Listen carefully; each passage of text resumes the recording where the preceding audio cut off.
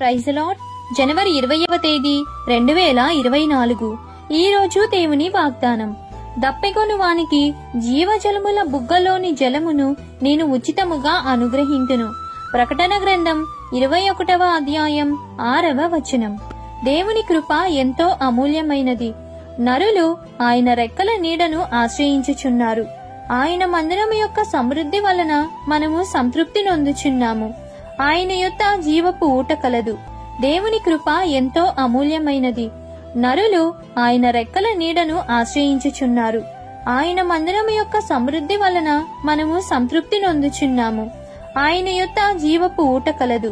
ఆయన వెలుగును పొంది మనము వెలుగును చూచుచున్నాము.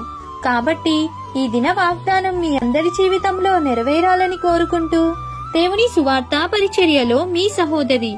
ఆమేన్. God bless you.